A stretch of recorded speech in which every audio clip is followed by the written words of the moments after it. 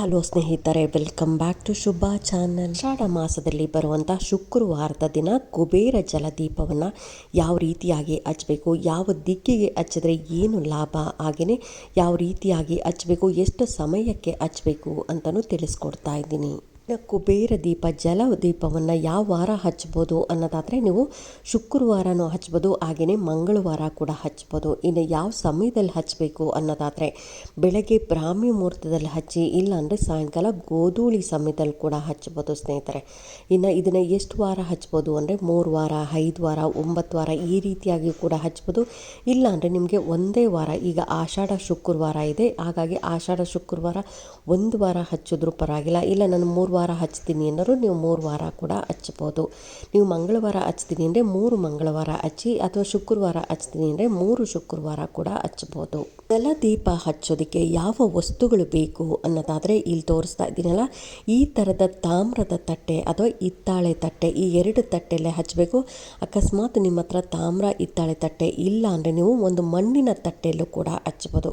ಯಾವುದೇ ಕಾರಣಕ್ಕೂ steel plastic ಉಪಯೋಗಿಸೋಕೆ ಹೋಗಬೇಡಿ. ಇನ್ನು ತಟ್ಟೆಗೂ ಕೂಡ ಪೂರ್ತಿಯಾಗಿ ಇಲ್ಲಿ ಅರಿಶಿನ ಹಚ್ಕೊಂಡು ಅದರ ಮಧ್ಯದಲ್ಲಿ ಮತ್ತು ಸುತ್ತಲೂ ಕುಂಕುಮನ ಹಚ್ಕೊಂಡಿದ್ದೀನಿ. ಅದೇ ರೀತಿಯಾಗಿ ಗ್ಲಾಸ್ ಬೌಲಿಗೂ ಕೂಡ ನೀವು ಪೂರ್ತಿಯಾಗಿ ಅರಿಶಿನ ಹಚ್ಕೊಬೇಕಾಗತ್ತೆ. ಅದರ ಒಳಭಾಗದಲ್ಲಿ ಮತ್ತು ಮೇಲ್ಭಾಗದಲ್ಲಿ ಎರಡೂ ಸೈಡನ್ನು ನಾವು ಗ್ಲಾಸ್ ಬೌಲಿಗೆ ನೀವು ಅರಿಶಿನವನ್ನು ಹಚ್ಕೊಬೇಕು. ಇದನ್ನು ಗ್ಲಾಸ್ ಬೌಲಲ್ಲೇ ನೀವು ಈ ದೀಪ ಆರಾಧನೆಯನ್ನು ಮಾಡಬೇಕು. ಗ್ಲಾಸ್ ಬೌಲಿಗೂ ಕೂಡ ಅರಿಶಿನ ಎಲ್ಲ ಪೂರ್ತಿಯಾಗಿ ಹಚ್ಕೊಂಡಿದ್ದಾದ್ಮೇಲೆ ಅದಕ್ಕೂ ಕೂಡ ಕುಂಕುಮವನ್ನು ಸುತ್ತು ಗಂಧ, ಅರಿಶಿನ, ಕುಂಕುಮ ಈ 3 ನೀವು ಹಚ್ಕೊಬೇಕಾಗತ್ತೆ. ನಂತರ ಒಂದು ಪ್ಲೇಟ್ ಏನು ಅರಿಶಿನ ಹಚ್ಕೊಂಡಿದ್ದೀರಲ್ಲ ಆ ಪ್ಲೇಟ್ ಮೇಲೆ ಒಂದು ಚೆನ್ನಾಗಿರುವಂಥ ವೀಳ್ಯದೆಲೆ ಇಟ್ಕೊಬೇಕು. ಅದು ಎಲ್ಲೂ ತೂತಾಗಿರಬಾರ್ದು, ಕಟ್ಟಾಗಿರಬಾರ್ದು.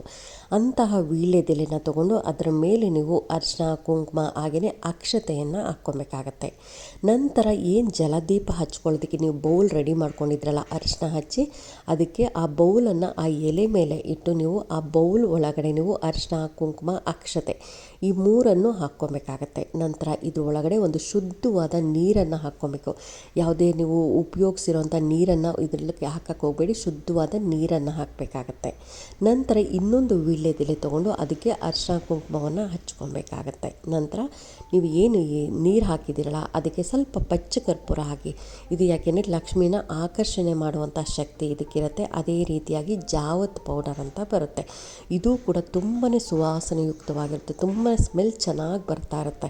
ಆ ನೀರಿಗೆ ಎಣ್ಣೆಯನ್ನು ಕೂಡ ಹಾಕಬೇಕು. ಯಾಕೆಂದರೆ ಪ್ರತಿದಿನ ನೀವು ದೇವ್ರ ಮನೇಲಿ ಯಾವ ದೀಪಕ್ಕೆ ಎಣ್ಣೆ ಉಪಯೋಗಿಸ್ತೀರಲ್ಲ ಅದೇ ಎಣ್ಣೆಯನ್ನು ಪೂರ್ತಿಯಾಗಿ ನೀವು ಸ್ವಲ್ಪ ಜಾಸ್ತಿ ಎಣ್ಣೆ ಹಾಕಬೇಕು. ಅದ್ರ ಮೇಲೆ ನೀರೇ ಕಾಣಬಾರ್ದು, ಆ ರೀತಿಯಾಗಿ ಸ್ವಲ್ಪ ಜಾಸ್ತಿ ಎಣ್ಣೆಯನ್ನು ಹಾಕಿ ಮತ್ತು ನೀವು ಒಂದು ಬತ್ತಿಯನ್ನು ಆ ವೀಳ್ಯದೆಲೆ ಮೇಲೆ ಇಟ್ಟು ಈ ರೀತಿಯಾಗಿ ನೀವು ಆ ನೀರಿನ ಒಳಗಡೆ ತೊಟ್ಟು, ಆ ಏನು ವೀಳ್ಯದೆಲೆ ತೊಟ್ಟಿರುತ್ತಲ್ಲ ಅದು ನೀರಿನ ಒಳಗಡೆ ಹೋಗಬೇಕು.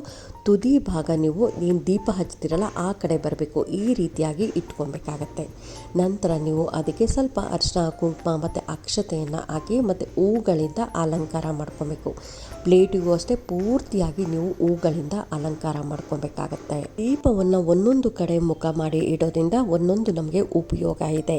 ಇದನ್ನು ನೀವು ಏನಾದರೂ ನಿಮ್ಮ ಮನೆಯಲ್ಲಿ ಕುಬೇರ ದೇವರು ಇತ್ತು ಅಂದರೆ ಕುಬೇರ ದೇವರ ಮುಂದೆ ನೀವು ಈ ದೀಪವನ್ನು ಹಚ್ಚೋದ್ರಿಂದ ನಿಮ್ಮ ಮನೆಗೆ ಹಣಕಾಸಿನ ತೊಂದರೆ ಆಗಲ್ಲ. ಯಾವಾಗಲೂ ಮನೆಯಲ್ಲಿ ಹಣ ಇದ್ದೇ ಇರುತ್ತೆ ಸ್ನೇಹಿತರೆ. ಇನ್ನು ಉತ್ತರಾಭಿಮುಖವಾಗಿ ಏನಾದರೂ ನೀವು ದೀಪವನ್ನು ಹಚ್ಚಿದ್ರೆ ನಿಮಗೆ ಕಾರ್ಯಸಿದ್ಧಿ ಆಗುತ್ತೆ. ಎಷ್ಟೋ ದಿನಗಳಿಂದ ನನಗೆ ಆ ಕೆಲಸ ಆಗಿಲ್ಲ, ಈ ಕೆಲಸ ಆಗಿಲ್ಲ ಅನ್ನೋರು ನೀವು ಉತ್ತರಾಭಿಮುಖವಾಗಿ ಅಂದರೆ ಆ ದೀಪ ಉತ್ತರವನ್ನು ನೋಡಬೇಕು.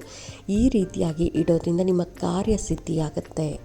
ಈ ದೀಪವನ್ನು ನೀವು ಪೂರ್ವಾಭಿಮುಖವಾಗಿ ಏನಾದರೂ ಹಚ್ಚಿದ್ರೆ ಆ ದೀಪದ ಮುಖ ಯಾವಾಗಲೂ ಪೂರ್ವ ನೋಡ್ತಾ ಇರಬೇಕು. ಈ ರೀತಿಯಾಗಿ ಹಚ್ಚಿದ್ರೆ ಮನೆಯಲ್ಲಿ ಆರೋಗ್ಯ ವೃದ್ಧಿ ಆಗುತ್ತೆ.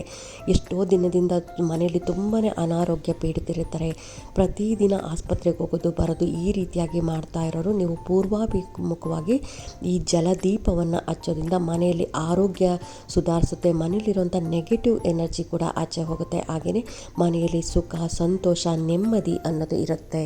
ಜಲದೀಪವನ್ನು ಯಾವುದೇ ಕಾರಣಕ್ಕೂ ದಕ್ಷಿಣ ಅಭಿಮುಖವಾಗಿ ನಾವು ದೀಪವನ್ನು ಹಚ್ಚಬಾರ್ದು. ಯಾಕೆಂದರೆ ಅದನ್ನು ಯಮನ ದಿಕ್ಕು ಅಂತ ಕರಿತೀರಿ. ಈ ರೀತಿಯಾಗಿ ನೀವು ದಕ್ಷಿಣ ದಿಕ್ಕಿಗೆ ನೀವೇನಾದ್ರು ದೀಪ ಹಚ್ಚಿದ್ರೆ ಮನೆಯಲ್ಲಿ ಸಮಸ್ಯೆಗಳು ಅನ್ನೋದು ಹೆಚ್ಚಾಗ್ತಾ ಹೋಗುತ್ತೆ, ಕಷ್ಟಗಳು ಹೆಚ್ಚಾಗ್ತಾ ಹೋಗುತ್ತೆ. ಅದಕ್ಕೋಸ್ಕರ ಯಾವುದೇ ಕಾರಣಕ್ಕೂ ದಕ್ಷಿಣ ಅಭಿಮುಖವಾಗಿ ನೀವು ದೀಪವನ್ನು ಹಚ್ಚಬಾರ್ದು.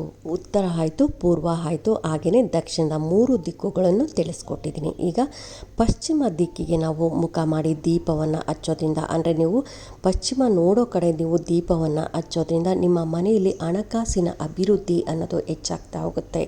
ಇನ್ನು ನೀವು ಯಾರಿಗೋ ಸಾಲ ಕೊಡಬೇಕು ಅನ್ನೋರಿದ್ರೆ ಅತಿ ಶೀಘ್ರವಾಗಿ ಸಾಲ ತೀರೋದಾಗಲಿ, ಅಥವಾ ನಿಮಗೇನಾದರೂ ಯಾರಾದರೂ ಹಣ ವಾಪಸ್ ಕೊಡೋಂಗಿದ್ರೆ ಅದನ್ನು ಕೊಡ್ತಾರೆ, ಅಥವಾ ಕೆಲಸದಲ್ಲಿ ಪ್ರಮೋಷನ್ ಆಗಬೇಕು, ಒಳ್ಳೆ ಕೆಲಸ ಸಿಗಬೇಕು ಅನ್ನೋದಿದ್ರೆ, ಅಥವಾ ಮನೆಯಲ್ಲಿ ಸುಖ ಶಾಂತಿ ನೆಮ್ಮದಿ ಬೇಕು ಅಂದರೂ ನೀವು ಪಶ್ಚಿಮ ಅಭಿಮುಖವಾಗಿ ದೀಪವನ್ನು ಹಚ್ಚಬೇಕಾಗತ್ತೆ. ನೋಡಿದ್ರಲ್ಲ ಸ್ನೇಹಿತರೆ, ಈ ದೀಪವನ್ನು ಯಾವ್ಯಾವ ಕಡೆ ಹಚ್ಚಿದ್ರೆ ಏನೇನು ಲಾಭ ಅಂತ ತಿಳಿಸ್ಕೊಟ್ಟಿದ್ದೀನಿ. ಈಗ ನೀವು ಶುಕ್ರವಾರದ ದಿನ ಬೆಳಗ್ಗೆ ಬ್ರಾಹ್ಮಿ ಮುಹೂರ್ತದಲ್ಲಿ ಪೂಜೆ ಮಾಡಿದ್ರೆ ಅಂದರೆ ಮತ್ತೆ ಸಾಯಂಕಾಲ ನೀವು ಇದಕ್ಕೆ ದೀಪ ಹಚ್ಚೋದು ಪೂಜೆ ಮಾಡೋದೇನೂ ಬೇಡ ಸ್ನೇಹಿತರೆ. ಇನ್ನು ಸಾಯಂಕಾಲ ನೀವು ಗೋಧೂಳಿ ಸಮಯದಲ್ಲಿ ದೀಪ ಹಚ್ಚಿದ್ದೀರಿ ಅಂದರೆ ಈ ದೀಪಕ್ಕೂ ಕೂಡ ನೀವು ಅಗರಬತ್ತಿ ಕರ್ಪೂರದಿಂದ ಆರತಿಯನ್ನು ಬೆಳಗಬೇಕಾಗತ್ತೆ. ನಂತರ ನೀವು ರಾತ್ರಿ ಪೂರ್ತಿಯಾಗಿ ನೀವು ದೇವ್ರ ಮನೆಯಲ್ಲೇ ಈ ದೀಪ ಹಾಗೆ ಇರಲಿ.